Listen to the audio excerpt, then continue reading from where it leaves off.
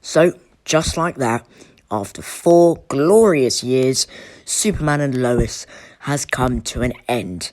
So, I think it's time to do a spoiler overview of the whole show. So, I'm going to rank every season, and just for the record, none of these seasons are bad. Coming in at last place is Season 1. So, with Season 1, it's a great introduction for the boys and what kind of life Clark and Lois are living. However, that's also a weakness, as this season is set up for the future. It does a great job of showing Jonathan's limitations of being human. I mean, his bro breaks his hand by accident. Season 1 also made us believe John Henry was Lex, and it was a bit of a generic twist reveal. However, all of the other stuff with John and Nat were awesome. Them coming from a world where evil Supes murders John's Lois, and that's why he makes the suit to try and kill Clark. Amazing storytelling. Clark's brother, Morgan Edge. Listen, I couldn't stand him in this season because I just felt like he was being played so dryly. I just made everyone super, which just felt like everyone was Kryptonian in Smallville. The season finale fight with him fighting Clark was decent enough for a first season, nothing to write home about. However, Season 1 is still a brilliant season that perfectly encapsulates Superman's morals and what he's all about. Lois is also the most badass in this season. And finally, I love that it ends not with Superman, but with Clark at a barbecue with his family and friends. Coming in at third place is Season 2. Now, Season 2 was a huge step up for me, and I've got quite a bit to say about Season 2 as well. The multiverse was brought in here really well. Lois' sister was a key player, with her psychologist taking advantage of her mental health. Bizarro was introduced, and it was so interesting seeing how a corrupted Superman world looks like. It's basically like Homelander, but more PG. Clark's ass getting kicked by Super Lana was crazy, but it did the classic CW trope of losing the powers. And I think Season 4 handles this problem better. But on the point of Season 2, yes, I love the probably most iconic shot of Season 2, with Superman in the town hall without any powers, just his bravery and morals. But then for a few episodes, he's just got no powers. Jordan was the least interesting he's ever been in this season, which is weird because he's the one with the powers. Jonathan, however, is the best he's ever been in this season. I mean, Season 2 is Jonathan's season. Seeing Clark and Lois dealing with the XK problem was insane. I mean, their chemistry with each other is unmatched, and it actually felt like they were going through it for real. And I did see John's point of view, even if it was wrong, because he feels vulnerable and cheated out of the powers. I also just love Bizarro John, iconic guy.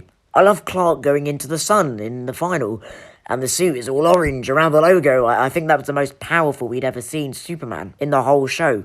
Now, I'm not over the moon with what they did with Lana and Kyle.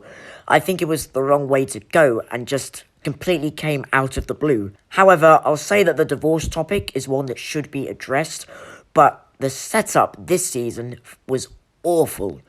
Another thing I wanted to say is that everyone finds out Clark's secret, to the point that it's not really a secret anymore. In this season, Sarah now knows, Lana now knows, Chrissy now knows. So the entire main cast, minus Kyle, knows Clark's secret. And when you're only following the main characters, it kind of takes away from the secret bit. Now, this season final was so much bigger than the first. I think it's the biggest in the show's entire history, with the multiverses colliding. And I think maybe it intimidates the other three finales and makes them seem smaller in comparison. But that's just a minor gripe. Coming in second place is Season 4. I mean, come on. What a terrific season. The final one. Michael Cutlett's Lex is the second best Lex we've had in live media, behind Michael Rosenbaum. You really feel the hatred for this Lex, and you want him to be defeated. This Lex is so calculating and literally, like in the comics, is 2 steps ahead. I am always 2 steps ahead. A perfect example of his calculating nature is him and Lois in the interview, with Tom Cavanaugh guest appearing. Doomsday was awesome. And I think this is the best Doomsday we've had in live action. That whole fight at the start of season 4, episode 1, from start to finish, was like a comic book. I was so giddy. And when Clark's body comes back down to Earth, and you see, literally, his heart is gone, his skin is ripped out, it's horrific. And the acting from Lois and the two boys was crazy good. Mom, is he okay? Mom, is he okay? Then after this, Sam Lane sacrifices himself for Clark. This season didn't play. It didn't slow down. It was hit after hit. And then as we watch this voice recording with Lois that General Lane left for her, it's heartbreaking. And that was a death I wasn't expecting. Even when it happened, I couldn't process it, and I didn't see it coming. When General Lane's recording looks straight into Lois's eyes and said, "He's gonna come back, Pumpkin," I got goosebumps.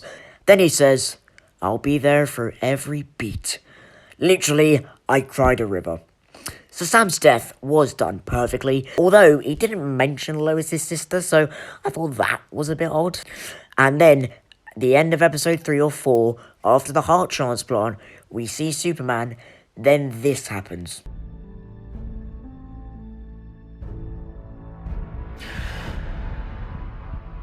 What an impactful final moment, and even though we knew he'd come back, I was still like, come on! And Clark flying back to the family at Sam's funeral was just the icing on the cake. John getting the powers was awesome and well-deserved. I like how Clark had a different reaction to him than he did with Jordan, and I liked how Jonathan took risks in the flying because he was more confident, and Clark actually leans into it and races him.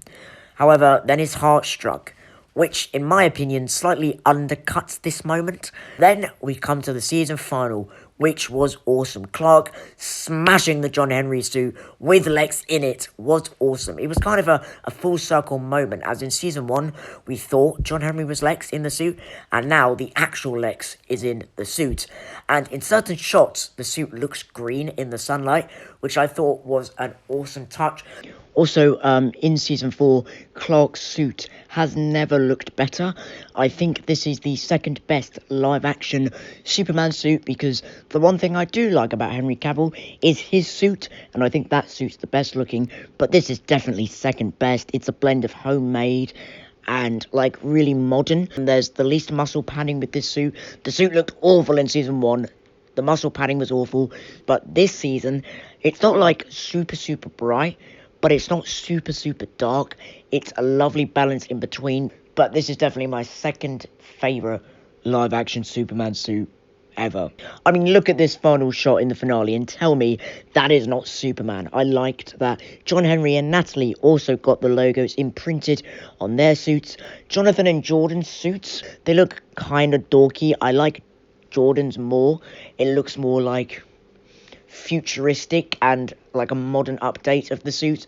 Jonathan's kind of looks a bit wacky in live action with the red trousers, you know, but I still really like them. I wish they put them on more in the finale, but just for a little tease, it was nice to go, oh my god, they're wearing the suits. But now let's talk about the finale. So Superman dies in the finale, and this was something that hasn't been done with supes in live action.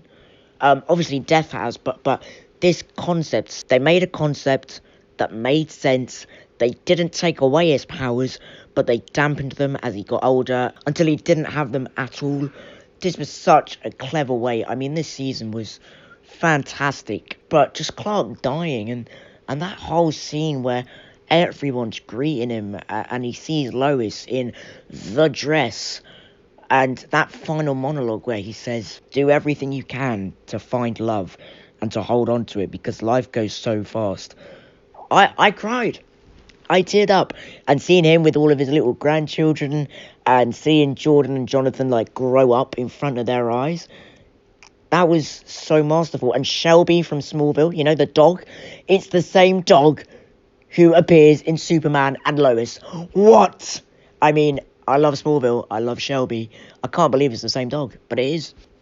So, on the finale front, although I said earlier that Season 2 is the biggest, Season 4 is my favourite finale. and this Superman actually gets an end. I just can't stop gloating about season 4. It's so consistent, and again, if season 3 wasn't on this list, it would be number 1. But unfortunately for season 4, season 3 is on this list. So, coming in at number 1 is Superman and Lois season 3. Michael Bishop gets introduced. This is a hot take, I like him more as Jonathan than the first Jonathan. I think he acts better. And he gets a moment to shine. He gets a lot of moments to shine in season 3, where he gets the responsibility of being a firefighter, when he has to help Jordan deal with his X-ray vision. And that to me is just pure, like, he embodied what Superman is. He calmed down his brother. He did the breathing exercises with him. I think he's great. I love Michael Bishop. The main reason I love this season is because of Lois's cancer. What I mean to say is, this tests Superman. This tests Superman's belief in hope. Because for the first time, Lois and Clark are dealing with the threat that Superman can't fight. He's the most powerful man on Earth, but he can't fight cancer. And this is the most human we've seen Clark Kent ever.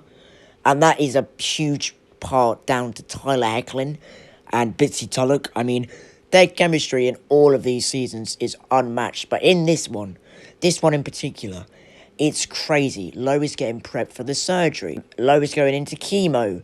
And it's like even the little things where Clark sticks his tongue out at Lois when she's getting chemo. Just those little things I'm like, that's Clark and Lois. That's what it's all about. Bruno Mannheim, I thought his story was actually quite compelling this season. I didn't care for him in the other 2 seasons, but I thought in this season it was actually quite compelling. And that, yeah, he's evil, but he's not, like, evil.